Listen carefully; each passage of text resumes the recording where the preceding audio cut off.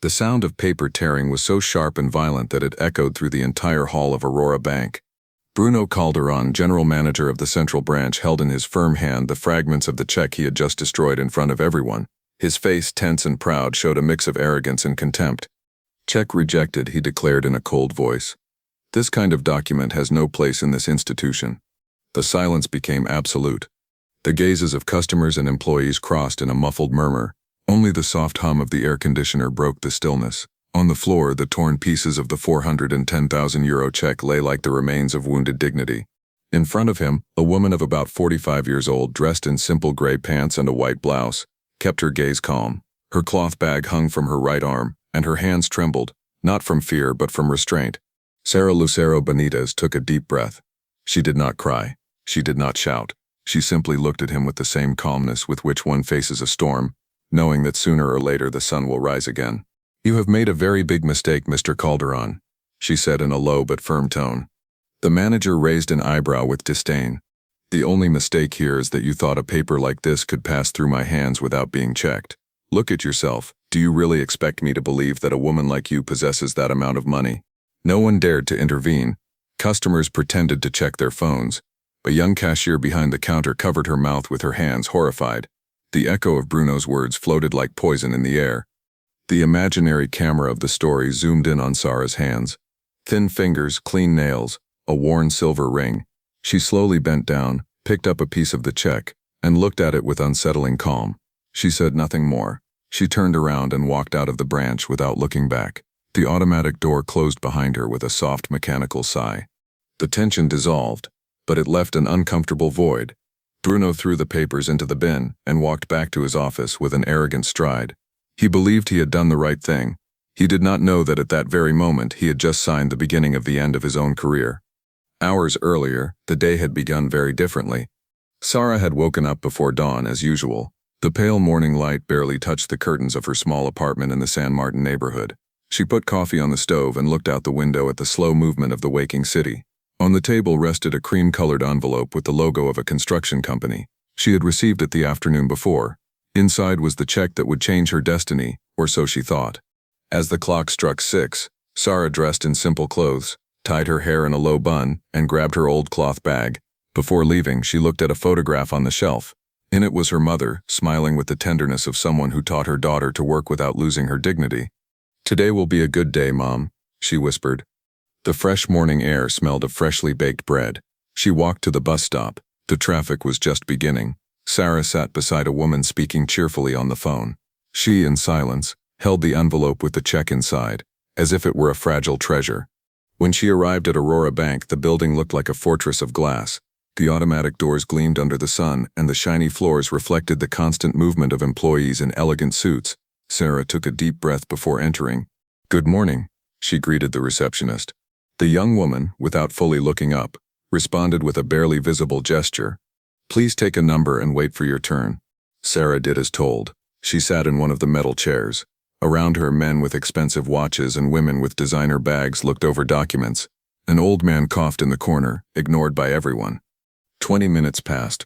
When her number appeared on the screen, she approached the counter, where a friendly-faced cashier greeted her with a professional smile. "Good morning, ma'am.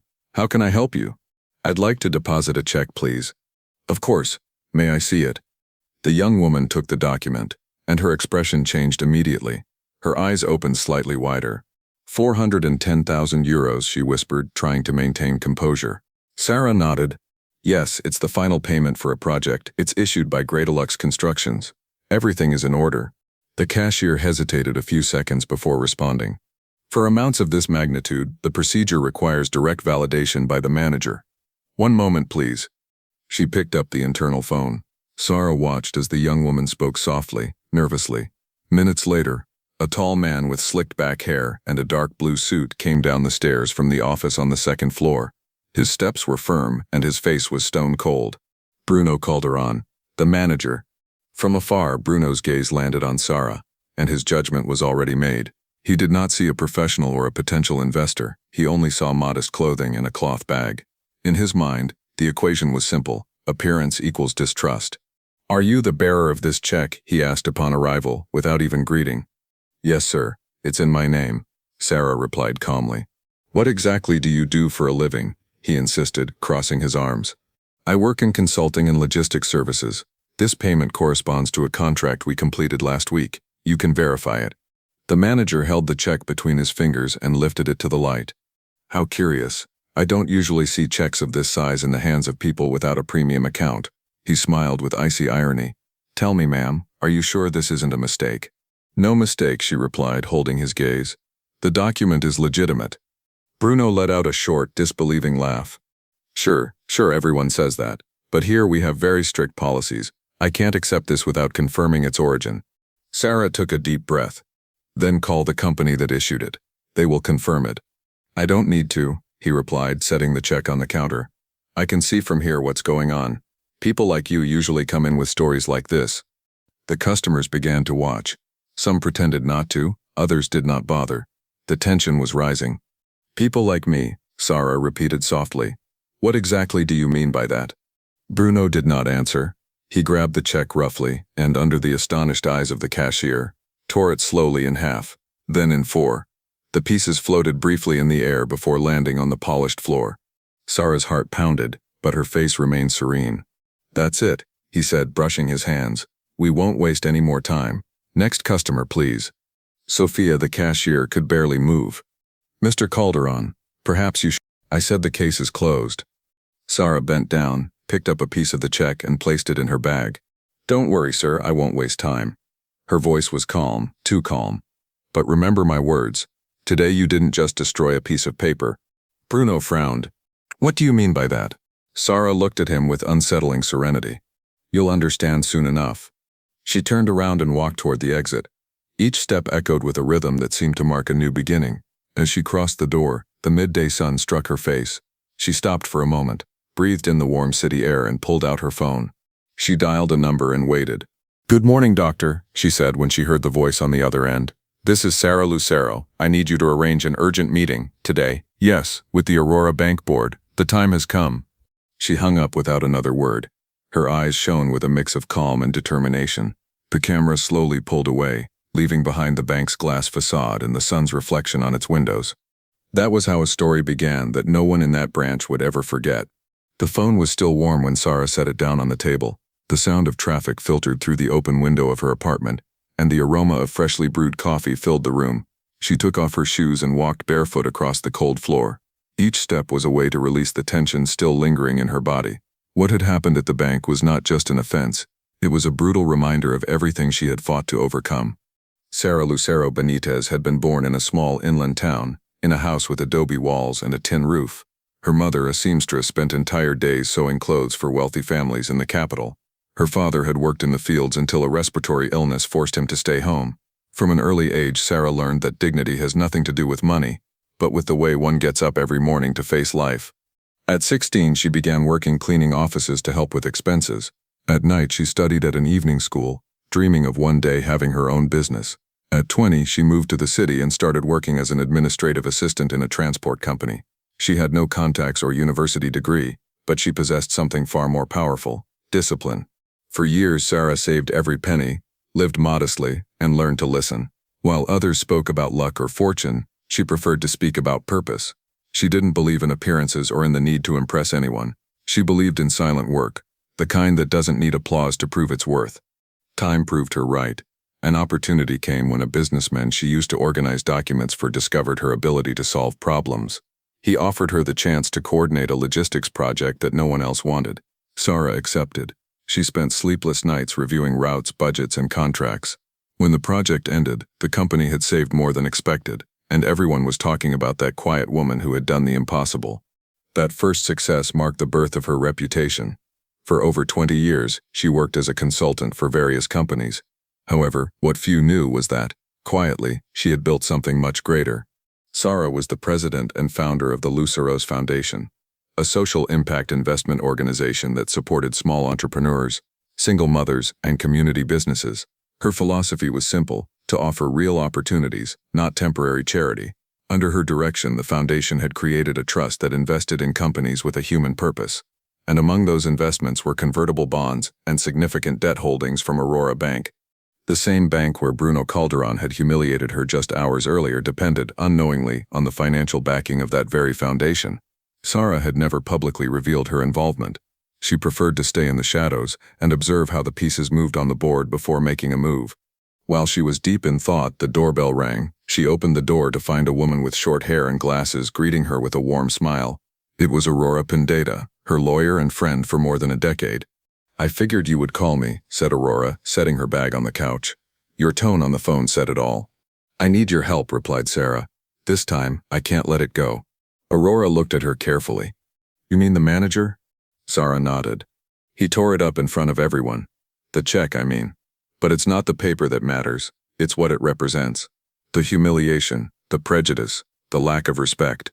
I don't want revenge, Aurora. I want justice and lasting change." Aurora opened a folder she was carrying. "I already reviewed the trust. With the stake you hold in bonds and debt, you can legally request an extraordinary meeting with the bank's board. If we handle this properly, you could demand concrete measures under reputational risk clauses." Sarah listened in silence. "I don't want to destroy anyone, I just want them to understand what they've done, to make sure this never happens to anyone again." At that moment, Sarah's phone vibrated. It was a message from an unknown number. She opened it and read, "Mrs. Benitez, I'm Nahir Duarte, a cashier at Aurora Bank. I witnessed what happened today. If you need a statement, I'm willing to speak. What the manager did was unacceptable." Sarah read it twice. "Seems I wasn't the only one who felt hurt," she said, showing the message to Aurora. "That changes things," replied the lawyer. "An internal witness is key. If he testifies, we'll have the perfect foundation to file a formal complaint." Sarah looked out the window. From her apartment she could see the reflection of the city's skyscrapers, and among them, the glass tower of Aurora Bank. Her mind replayed the scene from that morning, the pieces of the check falling to the floor. She felt no resentment, only a quiet force pushing her to act. "I'm not doing this for me," she finally said. "I'm doing it for the woman I was 20 years ago, the one who felt invisible every time she walked into an office like that. I'm doing it for those who have no voice." Aurora smiled. "Then we'll make them listen." For the next several hours they worked on drafting a formal document. Aurora wrote while Sarah reviewed every word meticulously. They didn't want to sound aggressive, but firm and rational. The language needed to reflect authority, not resentment. The letter requested an immediate meeting with the presidency and executive board of Aurora Bank, grounded in the Luceros Foundation's rights as an institutional creditor under the reputational risk clause. It also demanded a review of the bank's customer service policies and the opening of a formal investigation into the manager's conduct. When they finished, Sarah signed the document with a calmness that concealed unshakable determination. "We'll deliver it tomorrow morning," said Aurora. "No. Tonight," Sarah replied. "I want them to read it before their day even starts." Aurora nodded. "Are you sure you're ready for this?" "I've been ready for a long time," she answered. "I was just waiting for the right moment." As the lawyer left, Sarah prepared a folder with proof of her bond investments and the trust documents. She also placed the torn pieces of the check inside a transparent sleeve. Each fragment was evidence of what had happened, but also a symbol of something deeper, the moral fracture she was ready to repair. It was already midnight when she poured herself one last cup of coffee and sat at her desk. The city slept, but her mind was still awake. She turned on her computer and began reviewing foundation reports. Among the documents, she found an internal audit report that made her pause. It was a study on institutional behavior at Aurora Bank, conducted by an external team. The report revealed something troubling. Over the past 3 years, multiple client complaints had been filed for discrimination, unequal treatment, and unjustified rejections. The incidents had been handled internally, never reaching the press. But the evidence was clear. There was a pattern. Sarah rested her forehead on her hands. This wasn't an isolated event, it was a symptom. Bruno Calderon's disdain was only the visible tip of a much deeper problem. She closed her eyes and breathed slowly. Her plan was no longer about clearing her name. She now understood that what she had to do was much bigger. She stood, turned off the light, and before going to bed, picked up her phone and typed a message to Aurora. "Tomorrow we won't go alone. I'll call Nahir. I want him to speak too." The message was sent. Outside, the moon illuminated the city with a faint glow. Sarah lay down knowing that the dawn would bring the beginning of a new chapter, one in which she would no longer be the woman everyone ignored, but the voice that would reveal what was hidden behind the glass walls of Aurora Bank. As she drifted to sleep, her mind repeated a phrase her mother had told her as a child. "Respect is not demanded, it's taught by example." And as she remembered it, She knew that the battle she was about to start would not be a war for power, but a lesson for everyone. Dawn would come soon, and with it the first crack in the facade of the most powerful bank in the city. Dawn arrived with a dense, expectant air. Sarah woke before the alarm, with that feeling one has just before something important happens. She dressed in comfortable clothes, tied her hair back, and prepared a light breakfast. While stirring the coffee, her phone vibrated. It was a message from Aurora Pineda. Document delivered. I have just received confirmation of receipt. They are reviewing it in the presidency. Sarah breathed deeply. The movement had begun. At 9 in the morning, in the central tower of Aurora Bank, senior executives gathered in the conference room on the 17th floor. The bank president, Emilio Ferrer, frowned as he read the letter Aurora had sent on behalf of the Luceros Foundation. Beside him, the chief operating officer, Renata Salgado, and the general counsel, Mateo Juncal, listened in silence. I cannot believe this, said Ferrer, tapping the table lightly. A manager humiliating a client and tearing up a legitimate check, in front of everyone. Renata, a woman with a keen gaze and a serene voice, spoke. I have already requested a review of the security cameras. I also summoned the branch staff to give statements. The lead cashier has already confirmed the incident. Mateo Juncal added in a grave tone. And the most delicate part, President, is that Mrs. Benitez is not just a client.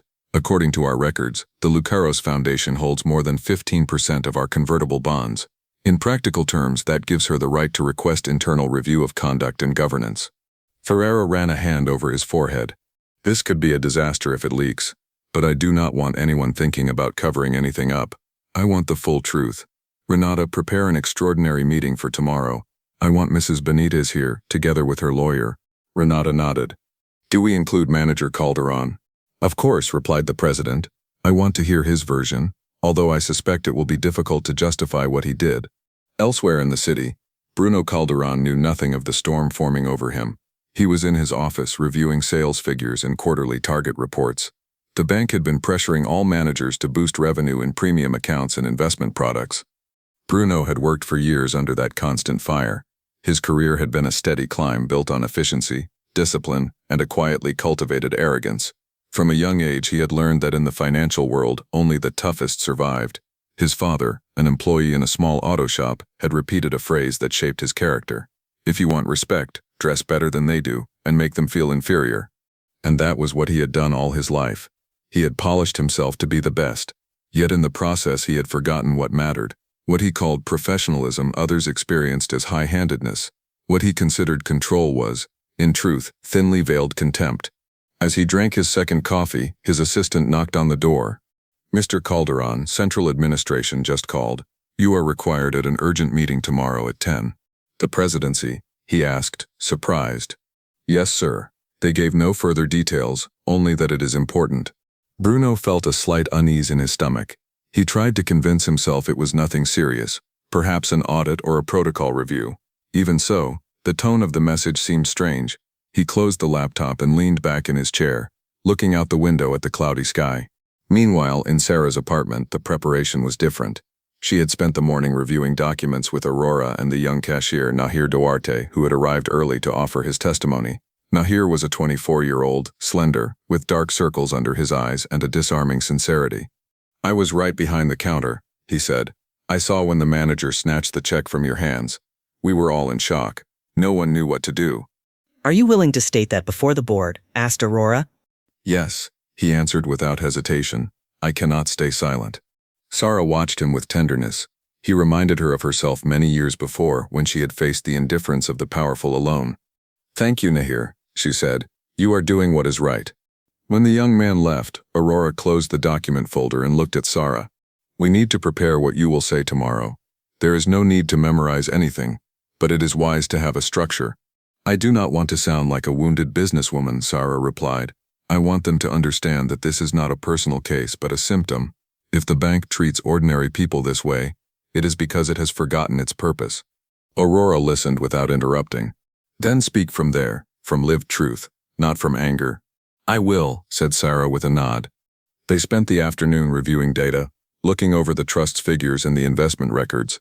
Each number was a story of effort and trust placed in an institution meant to protect, not humiliate. When night fell, Sarah was alone. She poured a glass of water and sat before the dining room mirror. She observed herself in silence. She did not see a powerful woman or a victim. She saw someone who had learned to stand firm even when the world pushed her to her knees. She closed her eyes and began to rehearse in a low voice. Ladies and gentlemen, I am not here to demand apologies. I am here because what happened to me is not an accident. It is the reflection of a culture that measures the value of people by their appearance and their bank balance. I do not want to destroy your bank. I want it to have a soul again. She repeated the sentence several times until it sounded natural. Then she wrote 3 words in a notebook to guide her remarks. Dignity, justice, purpose. The next day, in President Ferrer's office, preparations advanced quickly. Renata Salgado had gathered employee statements and confirmed the authenticity of the destroyed check. The issuing company, Gradilux Constructions, had sent an official email verifying that the document was valid and that the sum corresponded to the final payment of a legally signed contract. Meanwhile, Matteo Juncal organized the documents into separate folders as he spoke with Ferrer. Everything is confirmed. The manager acted without consulting, without following protocols. We have witnesses and evidence. Good, said Ferrer. Tomorrow I want absolute transparency. If we must acknowledge mistakes, we will, but I also want solutions. This bank needs to regain the trust of its people. Renata looked up from the report. President, I found something else. There is a document that could change the course of all this. Ferrer looked at her, intrigued. What document? An internal corporate reputation report prepared 6 months ago. It notes several similar incidents in different branches. Complaints of discrimination, unequal treatment, unjustified denials. All were archived as minor cases. If Mrs. Benitez brings it up, we will have to acknowledge that this is not an isolated incident. Ferrer sighed. Then we had better act before she does. Prepare a summary for me and make sure it is on hand during the meeting. Renata nodded and placed the document in a folder marked with a red tab. That same night, while the executives finalized details, Sarah reviewed her outfit for the next day. She chose a sober set: black trousers, white blouse, hair pinned back. She wanted to project serenity, not power. On the dining table, the folder with documents rested ready, beside a small photograph of her mother. She lit a candle and sat for a moment in silence. She did not pray or ask for anything. She simply gave thanks for having come this far. She knew the following day would not be easy, but she also knew that, whatever happened, she would not back down. The phone rang shortly before midnight. It was Aurora. I have just received the official confirmation, she said firmly. The meeting is scheduled for tomorrow at 10 in the morning at headquarters. Present will be President Ferrer, Chief Operating Officer Salgado, and General Counsel Juncal. And yes, they also summoned Manager Calderon. Sarah closed her eyes for a few seconds, taking in the news. Perfect, she said at last. It is time for the truth to be heard. Aurora paused before saying goodbye. One more thing, Sarah. I was sent a copy of a confidential document found in the bank's files. I do not want to get ahead of myself until I have the full text, but if what it says is true, this will be bigger than we imagined. Sarah listened in silence. Then tomorrow, we will not be speaking only about a torn check. We will be speaking about a system that has broken from the inside.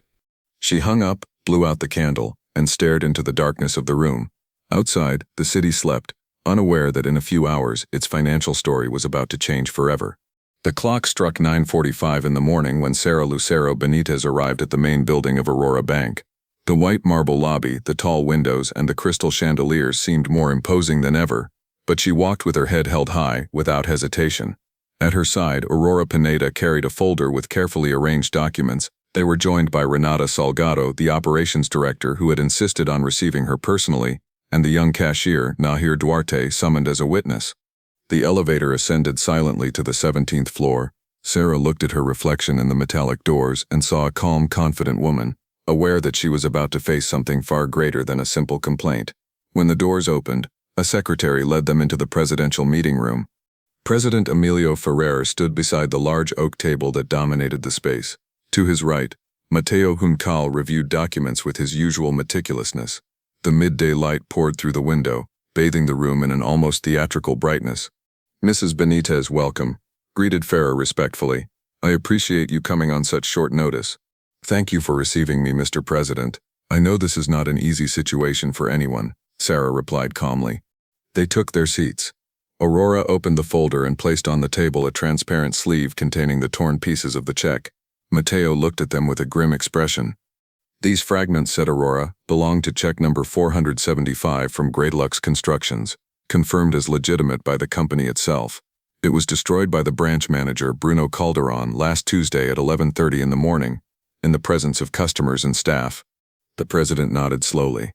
We have verified the facts. Security cameras and testimonies confirm them. I want you to know that we deeply regret what happened. Sarah met his eyes. I appreciate your words, but I am not seeking formal apologies. I am here because what happened to me is not an isolated case. It is the manifestation of something deeper, an institutional culture that measures people's worth by their appearance, not their integrity. Renata nodded silently. Sarah continued, her voice serene, yet filled with strength. For more than 20 years I have worked helping small businesses, women entrepreneurs, people struggling for opportunity. I have seen many of them rejected or mistreated in offices like this, simply because they do not dress a certain way or speak the right words. I believed Aurora Bank was different. Today I know I was wrong. The room fell completely silent. Nahir lowered his gaze, moved by the calm with which she spoke. Sarah took a breath and placed another folder on the table. These documents belong to the Luceros Foundation. Through it, I hold a significant stake in the bank's convertible bonds and debt. I never mentioned it before because I never thought it necessary, but after what happened, I realized I must. Mateo's eyes widened. Ferrer leaned forward. Are you saying your foundation is part of the trust that backs our corporate bond portfolio? Exactly, said Sarah, her voice firm. And according to the contract clauses, I have the right to request a conduct review when incidents arise that affect the institution's reputation. For the first time, the president was speechless. Renata broke the silence. She is right. That clause exists and has never been invoked. Ferrer leaned back in his chair. This changes everything. At that moment, the secretary opened the door. Mr. Bruno Calderon has arrived. The atmosphere tensed immediately. Bruno entered confidently, wearing his finest suit. He greeted briefly without looking up much, unaware of who was really sitting across the table. When his eyes met Sarah's, the color drained from his face. For a moment, time seemed to stop. Please sit down, ordered Ferrer in a grave tone. Bruno obeyed. His hands trembled on his knees. The president opened a folder and began. Mr. Calderon, we are here to address an incident that occurred at your branch. Mrs. Benitez claims you destroyed a legitimate check and treated her inappropriately. We would like to hear your version. Bruno swallowed hard. I acted on instinct, sir. The check was for a very high amount, and the bearer did not fit the usual profile of our premium clients. I feared it was a fraud attempt. Sarah watched him silently, without interrupting. And you considered it appropriate to tear up the document without verifying it first? Asked Ferrer. It was an error in judgment, admitted Bruno softly. I should not have done it, but I only wanted to protect the bank. Mateo lifted his gaze. Protecting the bank does not justify humiliating a person. The protocol is clear. When there is doubt, the check must be retained and the issuer contacted. You did not follow procedure. Renata added coolly. Furthermore, we already had previous reports of clients feeling mistreated at your branch. This incident only confirms a troubling pattern. Bruno took a deep breath, trying to keep his composure. I did not know who she was, he said finally. I never imagined that. That is precisely the problem, interrupted Ferrer. It should not have mattered who she was. Sarah placed her hands on the table. Mr. President, I do not want anyone fired. What I seek is not punishment, but change. If you truly wish to repair this, you must start from within. Everyone looked at her attentively. Her tone was calm, yet carried moral authority. I propose 3 concrete actions, she said. First, a mandatory ethics re-education program for all managers and service staff, focused on empathy, diversity, and respect. Second, the creation of an external independent reporting channel where any client or employee can report mistreatment without fear of reprisal. And third, that the bank allocate part of its annual profits to a microcredit fund with training support for low-income entrepreneurs. This fund could be managed transparently and with social oversight. President Ferrer listened carefully. Mateo took quick notes. Renata nodded slowly. Those measures could transform our culture, admitted Ferrer. But we would need your guidance to implement them. Sarah looked at him calmly. I am willing to help, as long as it is a genuine commitment. Ferrer turned to Bruno. As for you, you are suspended for 30 days. During that time, you will attend the re-education program Mrs. Benitez has just proposed. Your reinstatement will depend on a later evaluation. Bruno nodded silently, relieved not to have been dismissed immediately. I understand, sir, he murmured, and I apologize to Mrs. Benitez. I was unfair, arrogant, and blind. I hope to make it right. Sarah held his gaze for a few seconds. I accept your apology, she said. But remember, you do not owe it only to me. You owe it to everyone you ever treated with disdain." Silence filled the room. Ferrer stood and walked toward the window. "I have led this institution for 20 years, he said softly, "and I thought excellence was measured only in numbers. Today I realize we have forgotten the essence. A bank without respect is worth nothing." Renata spoke next, decisively. "Mr. President, there is more. We believe this must not be a temporary change. We should institutionalize a citizen advisory council to oversee the new inclusion and ethical conduct policies." Matteo agreed. "It would be a permanent body providing social perspective and ensuring continued oversight of our internal practices." Ferrer turned to Sara. "Mrs. Benitez, we would like to invite you to chair that council. Your experience, your story, and your example are what this bank needs to rebuild its culture from the roots." For the first time, Sara seemed surprised. "Me chair it?" "Yes," confirmed Ferrer. "Not as a symbolic figure, but as a voice with real decision-making power. We want you to be the bridge between the bank and the community." Aurora Pineda, beside her, smiled with pride. "It is the natural outcome of what you began," she said softly. Sara looked at the faces around the room. She remembered the woman who had been ignored in line, the young cashier who had the courage to speak, the clerk who had felt powerless that day. She thought of all the invisible people who deserved a chance. "I accept," she said finally, "but with one condition, that this council not be just a name in reports. I want measurable results, genuine commitment, and public accountability." "You have my word," said the president, extending his hand. Sara shook it. In that handshake, a new era for Aurora Bank was sealed. As she left the room, the sound of Sara's heels echoed firmly across the marble floor. Outside, the sun shone brightly over the city. Bruno remained seated, watching the reflection of the woman who had just given him a lesson in humanity he would never forget. That same afternoon, as Sara returned to her office, her phone vibrated with a message from Renata. "Thank you for what you did today. You didn't just change a story, you changed a system. The council will be formed next week." Sara placed the phone in her bag and kept walking. She knew the hardest part was still ahead, but she also knew that something profound had begun to change. The sound of the bank's door closing behind her was not the end. It was the first step toward a different future. The days following the meeting marked the beginning of a new era for Aurora Bank. In the main offices, the once cold hallways began to fill with different kinds of conversations. People talked about respect, empathy, and purpose. Employees received the news about the new Citizen Advisory Council with curiosity, and little by little the change began to take shape. Sara Lucero Benitez, far from seeking the spotlight, devoted herself to quiet work. From the Lucero's Foundation, she coordinated meetings with training teams and discreetly visited branches. She wanted to see the change in action, not just on paper. 2 weeks after the agreement was signed, the Aurora Luceros Fund was launched, a microcredit program with training support designed for people who had never before been able to access a loan. The first 10 beneficiaries were selected from hundreds of applications. Among them were street vendors, small workshop owners, seamstresses, and young people dreaming of opening their first businesses. At the program's launch, President Ferrer spoke in a different, more human tone. "We will not measure success by interest collected," he said before the press and employees, "but by the lives transformed." The initial metrics surprised everyone. In just 3 months, client satisfaction rose from 60 to 85%. Reports of mistreatment were cut in half. But beyond the numbers, what truly mattered was the sense of hope that now filled the air. One of the first emblematic cases was that of Esteban Morales, a 29-year-old mechanic, who had tried unsuccessfully to get a loan to open his own workshop. At the first program meeting, Esteban told his story with a trembling voice. "I went to 3 banks before," he said. "In all of them, they looked me up and down and said I didn't qualify. One even told me to find a partner with a better image." Sara listened in silence, taking notes. Weeks later, Esteban received his $30,000 loan with a fair rate and a mentor assigned to help him with management. 3 months later, his shop was busy and employing 2 young men from the neighborhood. Across the city, a seamstress named Milagros Abad, 54 years old, was able to buy her first industrial sewing machine thanks to the fund. When she delivered her first large order, she cried in front of the program's camera.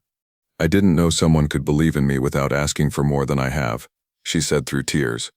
Meanwhile, in a small branch in the Santa Clara district, Bruno Calderon was living through his own transformation. He had been reassigned as customer service coordinator. His new environment had no glass walls or private offices. Instead, there were plastic chairs, a fan that barely turned, and a line of people with tired but hopeful faces. At first, he struggled to adapt. He tried to maintain his authoritative tone, but soon realized that approach didn't work there. People came in with stories, not numbers. There were elderly people wanting to save their pensions, single mothers seeking advice, and young dreamers hoping to study. One day, a woman in a cleaning uniform approached the counter. "Sir, I'd like to open a savings account. I've never had one," she said timidly. Bruno looked at her and felt a chill. She reminded him of Sarah on the day of the incident. He stood up, offered her a chair, and patiently explained every step of the process. When they finished, the woman smiled gratefully. "Thank you for your kindness, sir. Not everyone treats people this way." That night, Bruno wrote in his work notebook, "Today I understood what it means to serve. Before I thought it meant to lead." Every week he sent progress reports to the bank's ethics department. In them, he didn't just include figures, he shared personal reflections. Slowly, his name stopped being associated with arrogance and began to be mentioned as an example of growth. Sarah received one of those reports and read it carefully. A single underlined phrase moved her deeply. "It's not about who has the money, but about who has the courage to look another person in the eyes." She smiled. There was hope, even in those who had once failed. As the microcredit program grew, the council implemented empathy workshops across all branches. Managers attended talks with entrepreneurs who had once been ignored. They listened to their stories, learned the importance of humility, and confronted their own biases. Sarah preferred to stay away from the spotlight. She visited branches unannounced, spoke with clients in hallways, and asked employees how they felt. She wasn't looking for recognition, only signs of real change. On one of those visits, she met a young woman named Dahlia, 22, who had opened a small bakery thanks to the fund. The smell of freshly baked bread filled the shop. Dahlia told her how she had once been rejected by 3 different banks.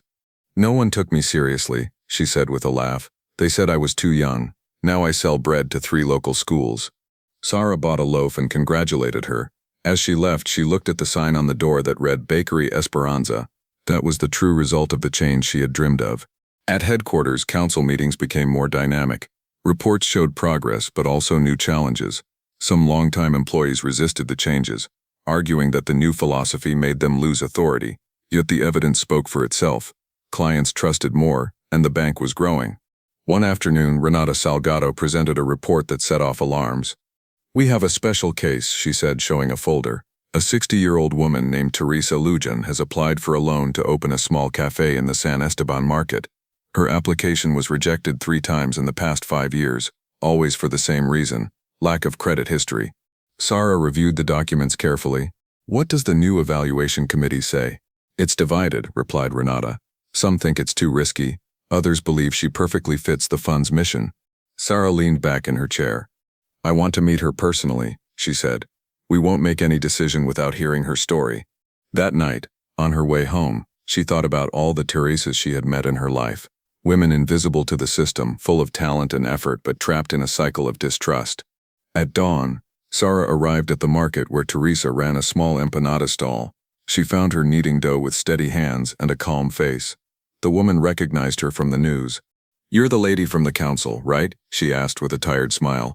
"Yes, I came to meet you," replied Sarah. "I want to know what you dream of building with that loan." Teresa wiped her hands on her apron and looked at her with determination. "I dream of having my own place where my grandchildren can help me. I'm not asking for charity, just a chance." Sarah felt a lump in her throat. "Then you'll have it," she said softly. "But I want you to understand something. This loan won't just be a loan. It will be a partnership." Teresa nodded, not fully understanding, but her eyes shone with hope. When Sarah returned to the office, she gathered the council and presented the case. "If this program truly aims to change lives," she said, "it must begin with those whom the system has rejected time and again. Teresa Lujan will be our greatest test." The council debated for hours. In the end, the vote was tied, and President Ferrer had to decide. "Approved," he said finally, "but with constant monitoring and monthly review." Sarah smiled. She knew that decision would test not only the model, but everyone's faith in the change they had built.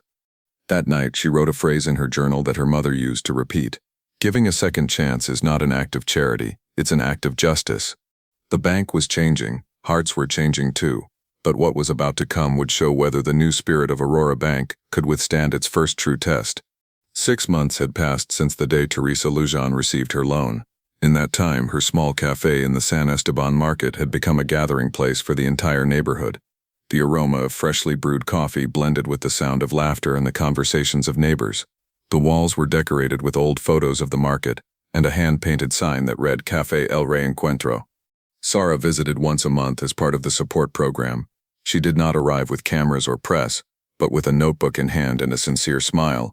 She liked to listen to the customers' stories and to watch how the community made the space their own.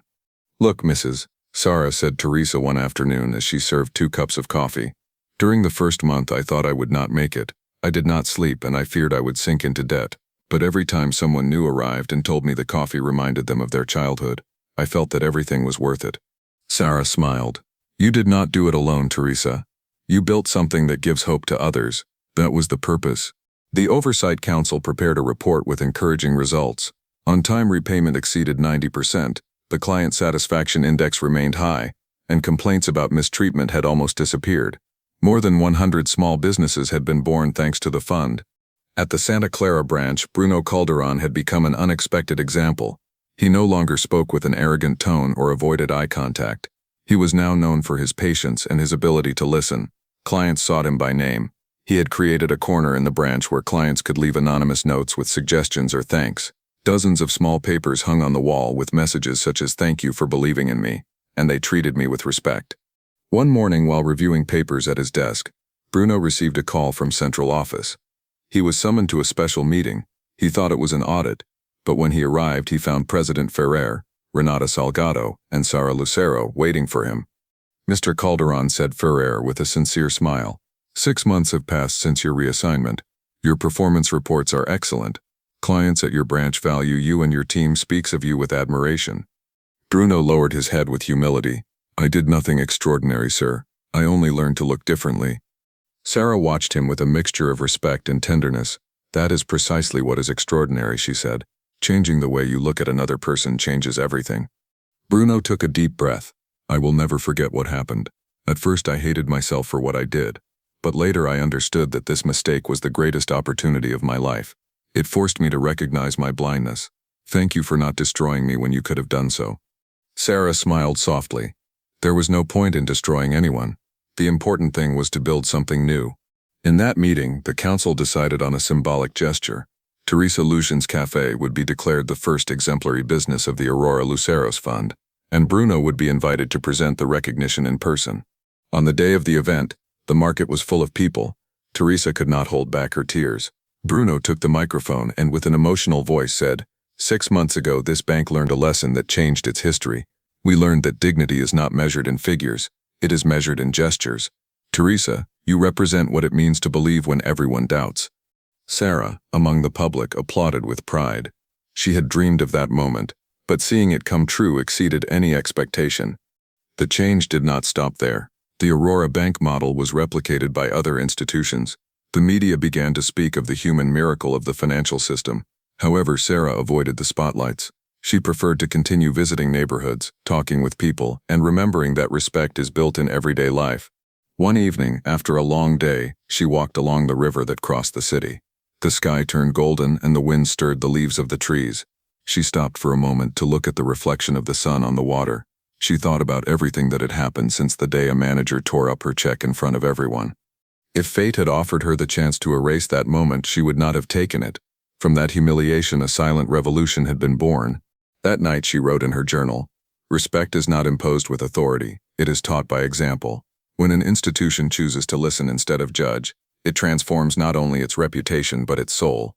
The bank had changed, but so had the people. Employees greeted with genuine smiles, managers listened before deciding, and clients entered with the confidence that comes from feeling seen.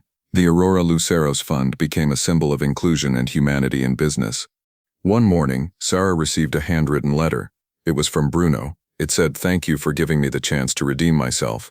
I now understand that true leadership begins when one learns to serve." She kept the letter in her folder of memories, not out of vanity, but as proof that even mistakes can become seeds of something good. Time went on. Teresa expanded her cafe, hired 3 more people, and offered free pastry classes on Sundays. Dalia, the young baker, opened her second location. Esteban, the mechanic, taught young people in vulnerable situations. Change multiplied like ripples in water. Meanwhile, Sara continued her simple life. She walked to her office carrying the same cloth bag she had taken to the bank that day. Sometimes new employees did not know who she really was, and she liked that. It reminded her that true power is not in titles but in actions. The council met once a month to review new projects. Every time a story of overcoming reached her ears, Sarah smiled discreetly. She had fulfilled her mission, turning a humiliation into a collective hope. President Ferrer often said that Sarah's greatest legacy was not a financial reform but a human transformation. And so Aurora Bank became more than an institution. It became a symbol of respect. Respect is the invisible foundation of every relationship, even in business. No matter how much money moves, no company survives if it forgets the dignity of the people who sustain it. Treating others with humanity is not weakness, it is the highest form of strength. Now I invite you to reflect. Have you ever been treated with contempt because of your appearance or your circumstances? Or were you the one who learned to look at others differently? Share your story in the comments. Your experience can inspire someone else. And if this story touched your heart, subscribe to our channel of romantic stories that inspire and teach. Here we believe that love and empathy can change the world, one story at a time. Thank you for listening. See you in the next story.